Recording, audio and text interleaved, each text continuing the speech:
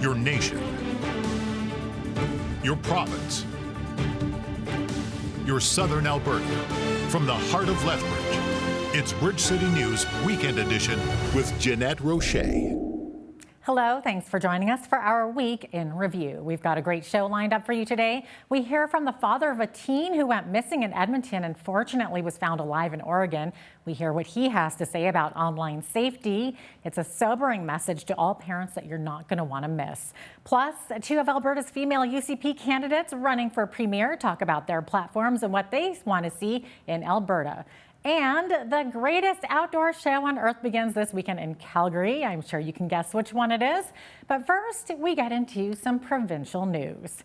Over 70 Alberta municipalities disagree with the province's plan to implement a provincial police force. As BCN's Micah Quinn explains, the potential decision to phase out the RCMP in Alberta has been a hot-button topic for quite a while.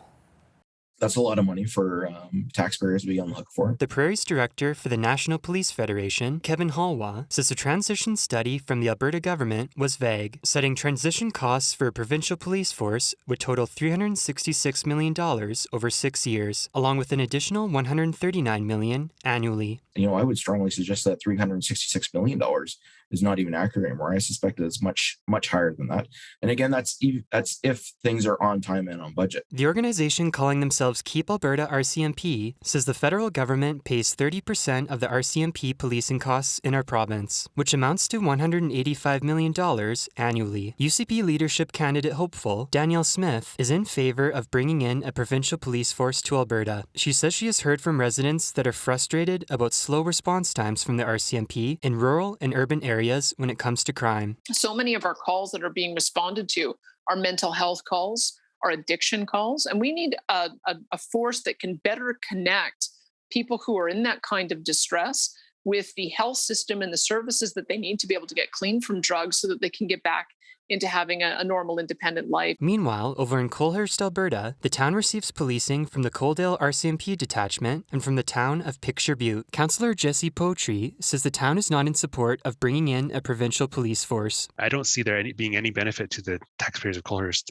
because all I see is the additional tax burdens, whether it's tax through the provincial income taxes or other ways, right? But there's no tangible increased level of service that we've seen or any information given from the provincial government on that. On the other side of Lethbridge sits the town of Coaldale, which is the only area in Alberta that has to pay 100% of the costs for the RCMP. Coaldale Mayor Jack Van Ryan acknowledged the provincial police force could be a more viable option. We as a council currently have no problem with the RCMP.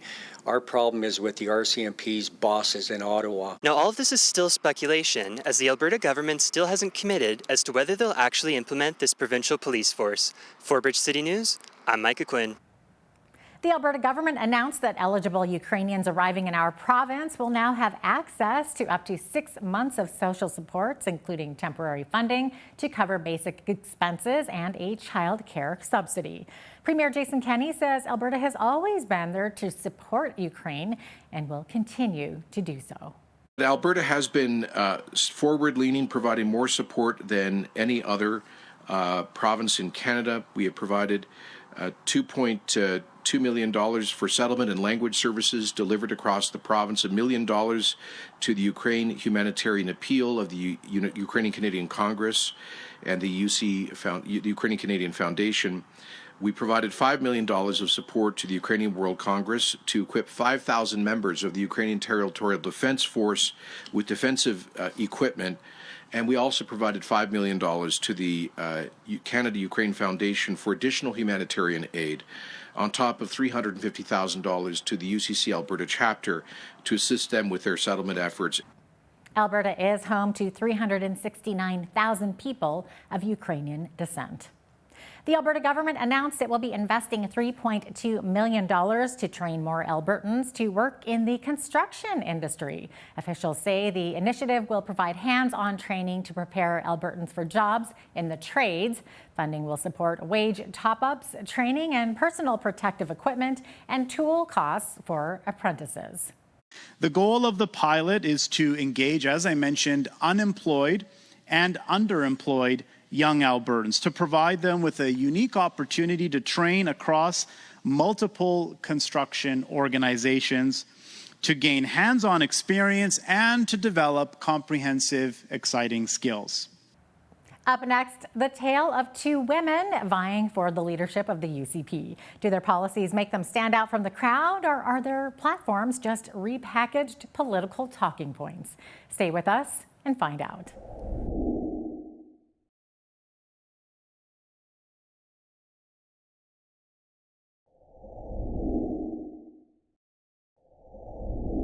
Welcome back. Two Alberta ladies have put their names forward for the leadership of the UCP. Both are familiar with the political issues of our province.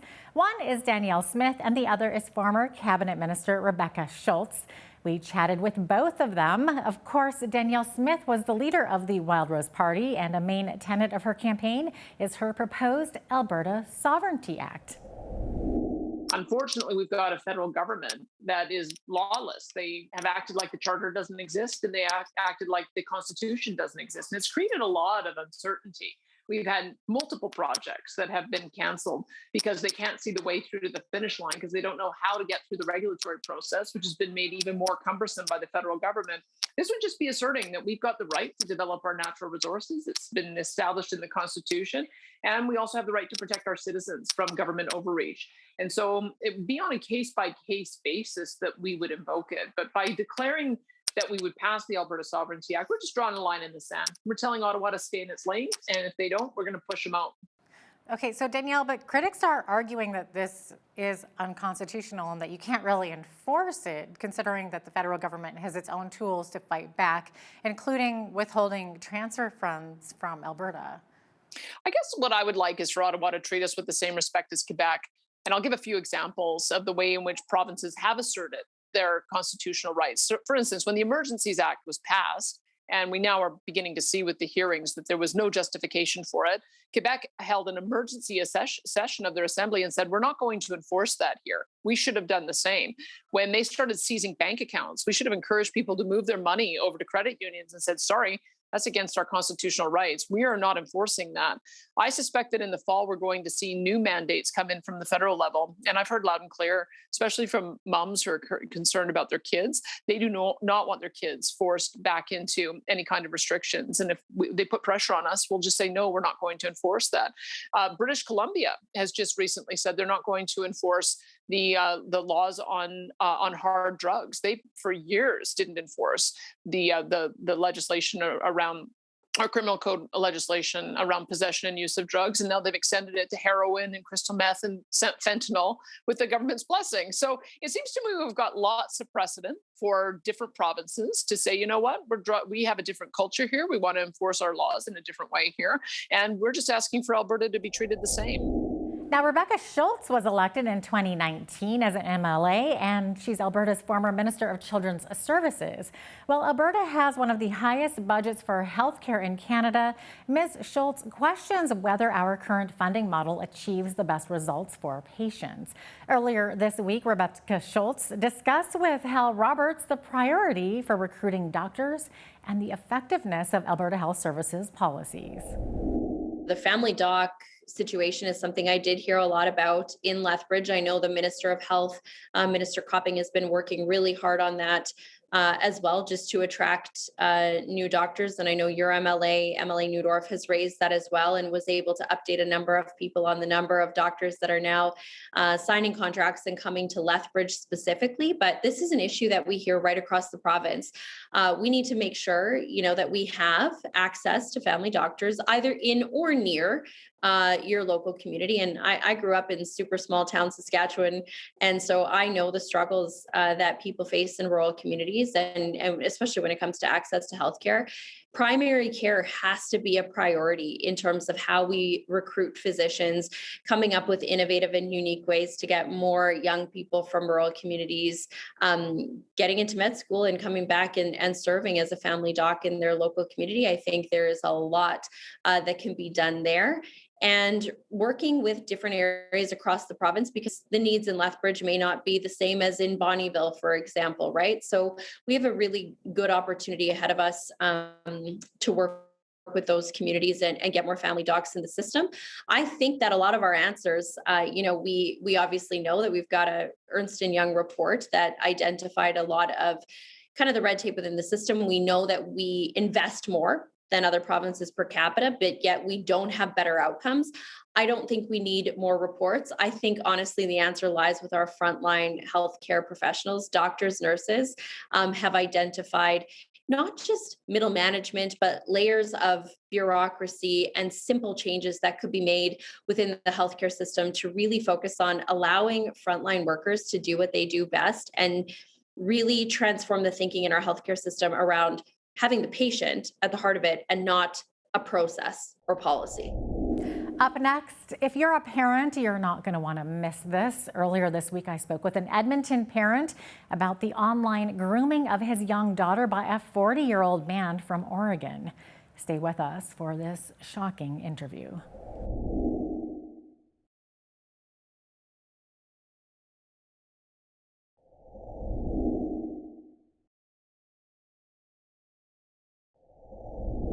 The father of a 13-year-old girl who had been missing for 8 days wants to warn parents about the dangers of meeting people online. His daughter disappeared in Edmonton on June 24th after getting on her school bus that morning, but didn't show up at school.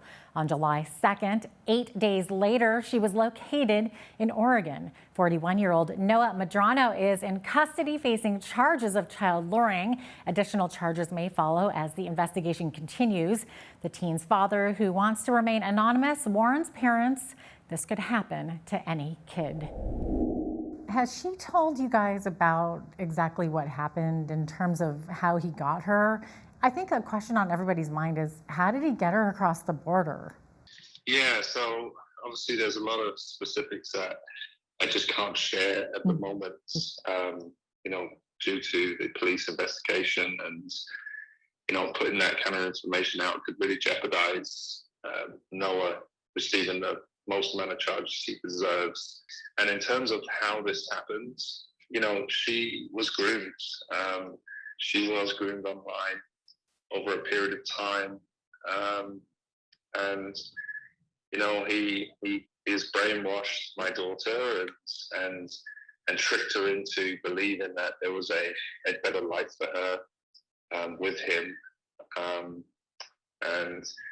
We've seen a process with him of sort of breaking her down, removing her from, the normal society and her friends, and then building into, well, you're accepted here, you're accepted by me, no one else loves you but I do.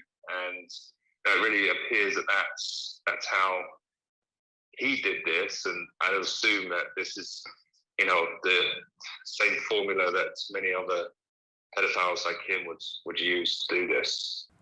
Wow, I can't believe that. How long have they been communicating?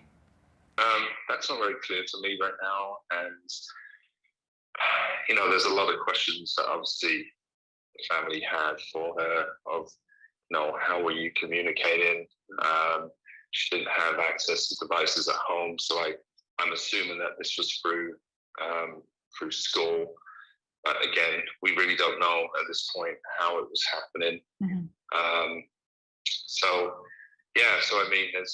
There's a ton of questions to answer. Mm-hmm. And we just haven't, it's very specific information. And, we also have been asked by police to, minimize how much digging we do with her. She's sharing information with us, but, she still has to do some interviews with police to get the full story, to ensure that Noah receives all the charges he deserves. How is she doing now that she's back home with you guys? Is she okay? She's okay, right, on the surface. She's suffering. She's shaken up. I think right now there's so many friends and family around her that she doesn't have much time to think. She has certainly gone back into kid mode in the sense of wanting to, be around her mum and dad and sister. And that's, this is what she needs right now. Mm-hmm. she's been to hell and back in the last 8 days. Unbelievable. Thank you for sharing that. And I guess very importantly, what's your message to parents?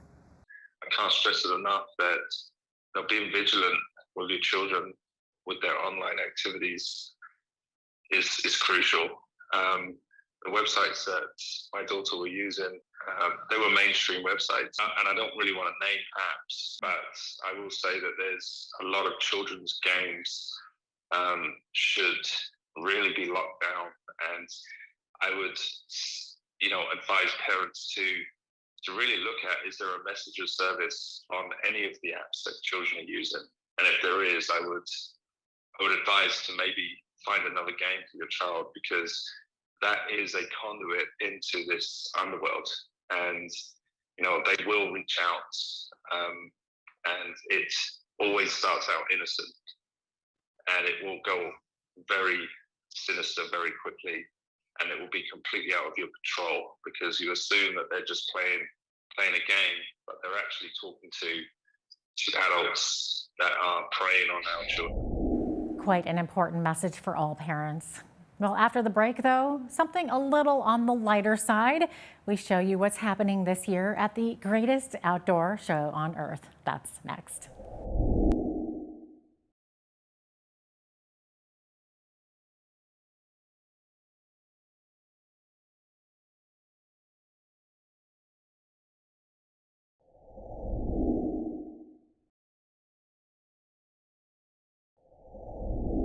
Welcome back. The greatest outdoor show on earth has opened its gates.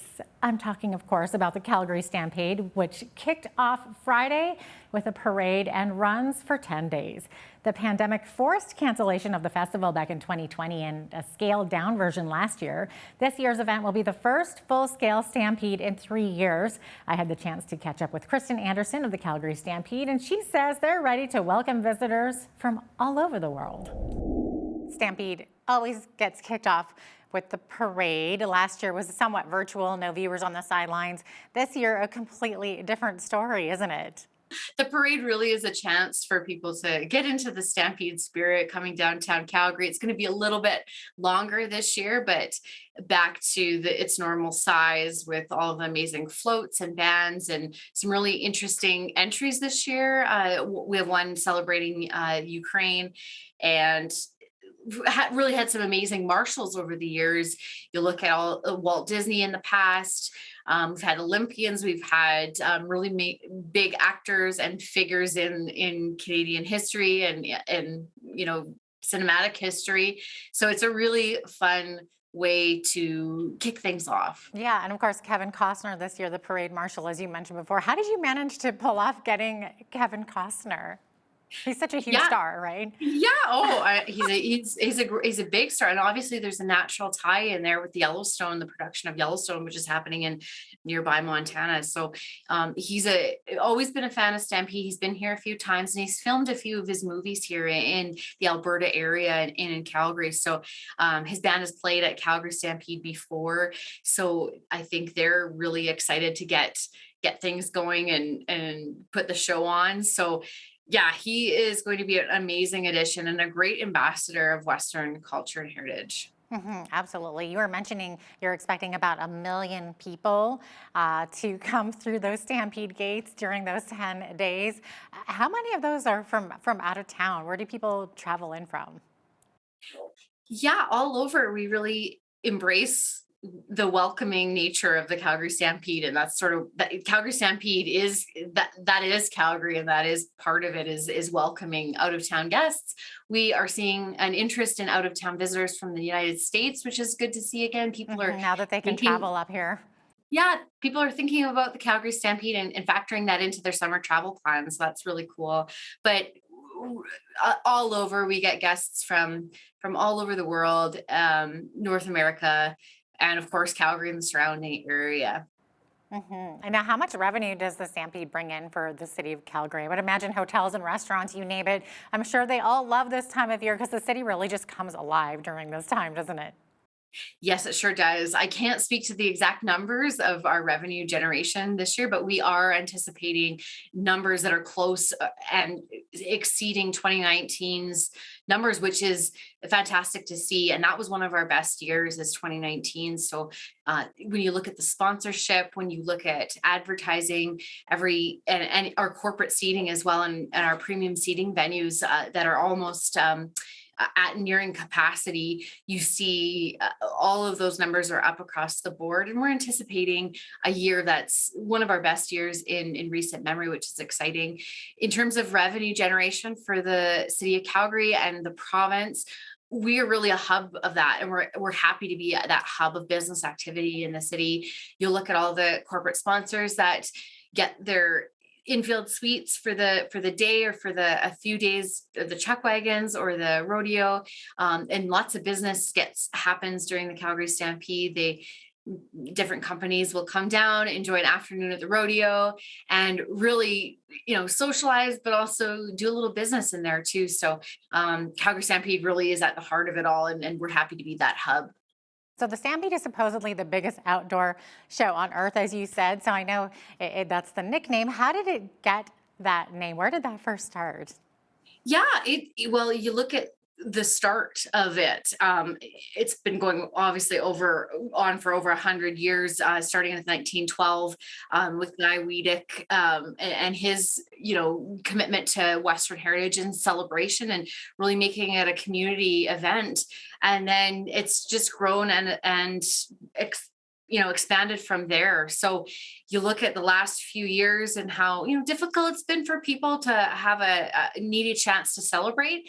And this year we're expecting it back in full force. So we're expecting over 1 million people on grounds this year. And that's anywhere from, and there's something really for everyone.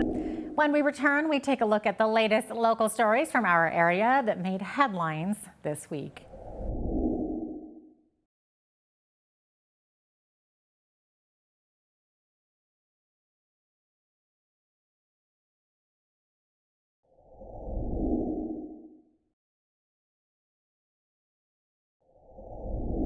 Welcome back. The sights and sounds of Street Machine Weekend are back to Lethbridge this weekend. The Street Wheelers Car Club is in charge of putting on the biggest classic car show in southern Alberta. Daryl Herbers has been a member of the car club for almost 43 years. He says you can expect to see a wide variety of unique vehicles at the show and shine on Sunday. When I ordered it, it came in green, so that kind of just went from there. And it's gone through many transformations in its life. I've had it brand new since 1976, and I've been the only owner of it, and luckily enough I still have it today, and it's a lot of fun. Some days you get more than 500 in the park down the town, but it's always been a really good attended event. And you'll get anything from your average whatever you can see on the street that day to your $1 million cars that'll be out there for that day. Should be fun. Following the Sunday Show and Shine, awards will be dished out to recognize some of the best classic vehicles. Lethbridge Police had sent out a reminder to those participating in the Street Machine Weekend to celebrate responsibly and to obey the traffic laws. This would be the first year in a couple of years that everything is lifted. I do expect that Memograth Drive is going to be lined on both sides with spectators and vehicles. We've had bumper-to-bumper traffic the last couple of years regardless. I don't think we had as many spectators, but I do expect that that's going to increase this year for sure. This weekend is all about antique vehicles. Obviously, those vehicles are going to be doing their parade on Friday night. What we're looking for this weekend is any type of major traffic violation, stunting, racing, stuff like that we are going to be cracking down on.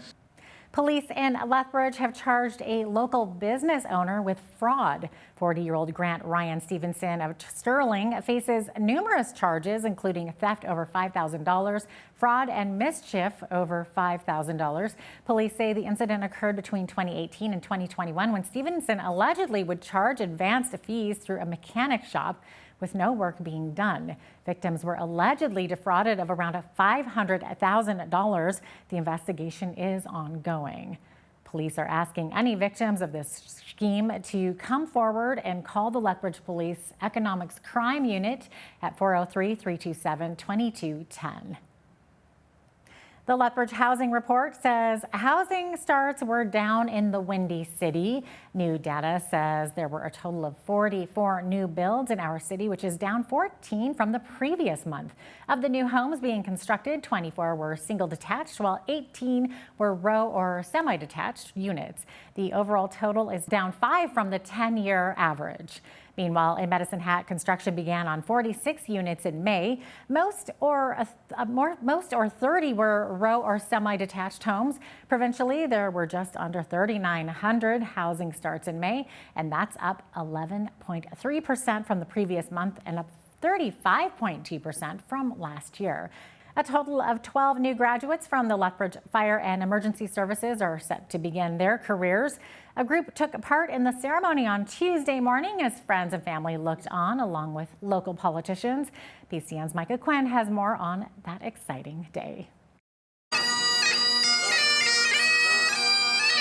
The sound of bagpipes welcomed 12 recruits of the Lethbridge Fire and Emergency Services into their newest gigs as firefighters and advanced care paramedics. Local dignitaries like Lethbridge MP Rachel Thomas, Lethbridge East MLA Nathan Newdorf, and Lethbridge Mayor Blaine Higgin were on hand to welcome the graduates. Bronson Bush was chosen by his peers as the winner of the Kilkenny Award, which means Bush was the best among his peers and showed exemplary leadership within his class. Besides the accolade, Bush says it was amazing to finally graduate.